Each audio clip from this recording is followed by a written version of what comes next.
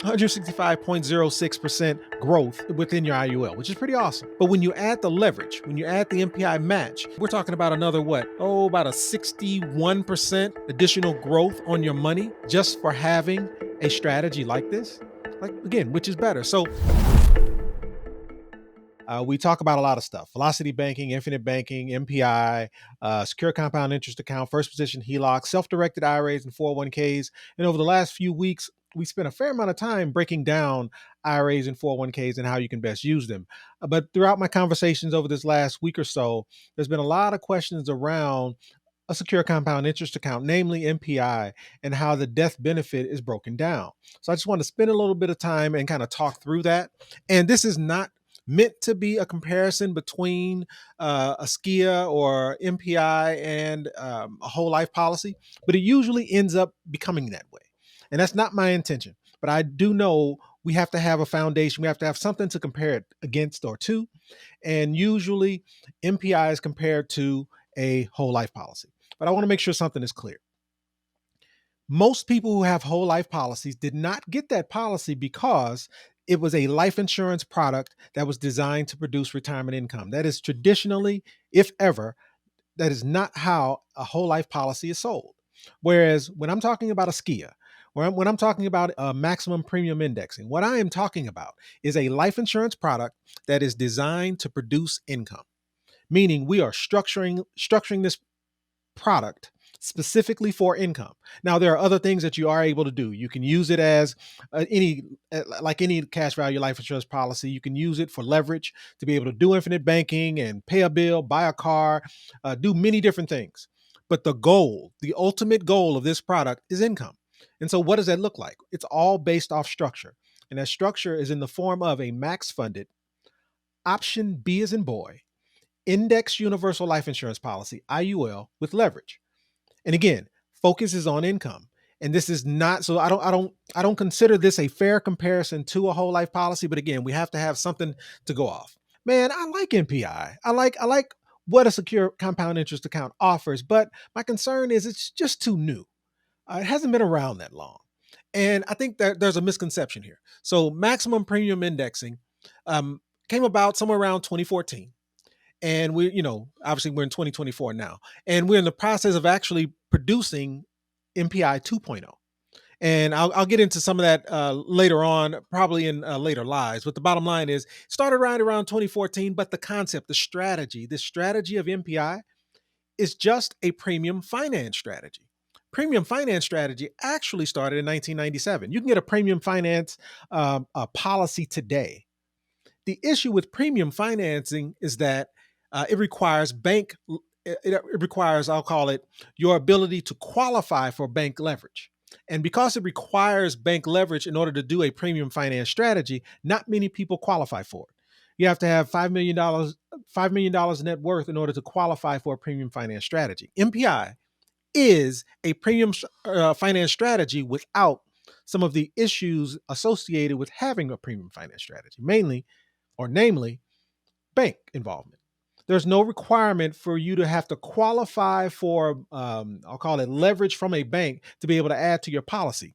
We're able to build that leverage inside your policy. So again, MPI or SKIA that I'm going to reference today is really just a premium finance strategy. It started in 1997. This is just our version of that same strategy. And if you wanted to understand the performance of how a SKIA has, I'll call it, what it has produced over the last, 20 plus years, is if you look at 97, if you just had an IUL, this would be ultimately your performance if your IUL was invested in the S&P 500 index. So we're talking about 165.06% growth within your IUL, which is pretty awesome.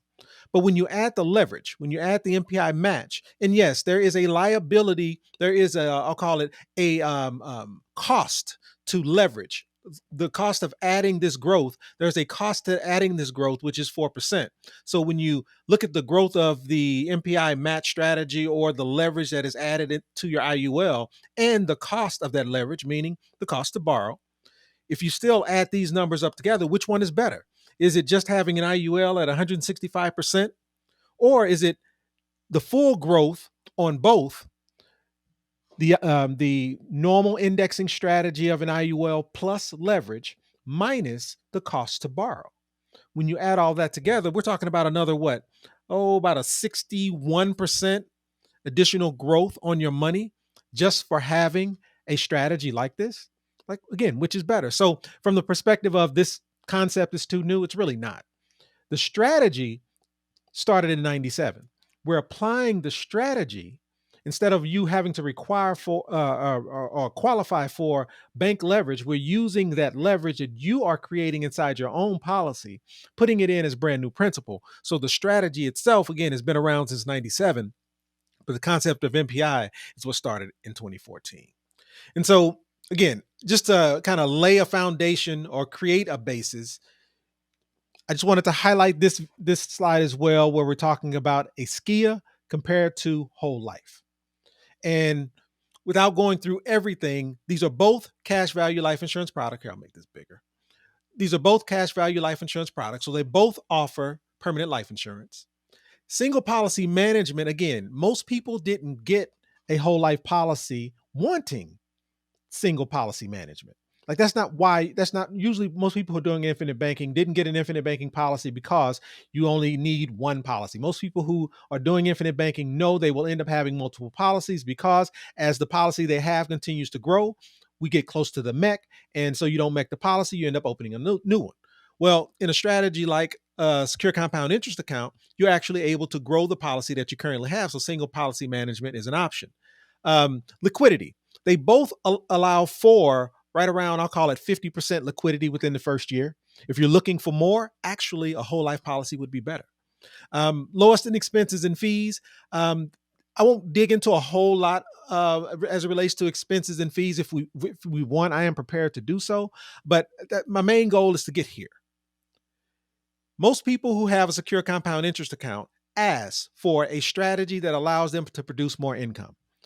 The only reason a whole life policy does not perform well with these three added features, which is the match strategy, 10% plus growth potential, and the ability to take distributions of around or more than 10%. Most people who have a whole life policy have that whole life policy because they want to focus on doing something outside of the policy, not growing within the policy. So again, I don't think this is a fair comparison, but the truth of the matter is they are different and one performs better than the other. I'm going to spend a lot of my time here. Tax-free death benefit, meaning they both are cash value life insurance products, and both cash value life insurance products offer tax-free death benefit. But most don't understand what specifically that means. Most people think death benefit only means life insurance, when in truth, death benefit is actually two values. And when you look at I'll call it the breakdown of how you grow or create or develop death benefit is actually three. But bottom line is most people think death benefit means life insurance. And that's not 100% true. So I wanted to just highlight what I mean when I say death benefit. So death benefit, when I'm talking death benefit, what do I mean? Well, death benefit is equal to the life insurance you're purchasing plus the cash value that grows inside that policy minus any outstanding loans. So again, the death benefit is the life insurance plus the cash value that you're creating as you're contributing your premiums on a monthly, quarterly, annual basis, minus any outstanding loans that you take. Meaning, when you get money out of a cash value life insurance product, in most cases you're taking some type of participating or index loan in order to access your cash value to be able to use. So that death benefit is the life insurance plus the cash value minus any outstanding loans. And then this piece. Is it option A or is it option B? Some people call that option 1 or option 2.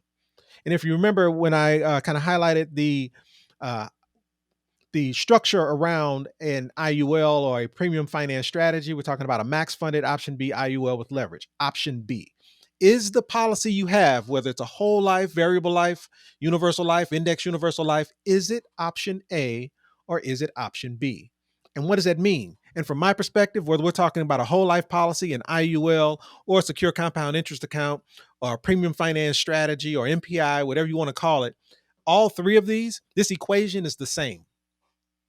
The death benefit is these factors minus any outstanding loan that you might have. But the key to this structure is whether it's option A or option B. What I wanted to kind of highlight is, what does that mean? When we talk option A or option B,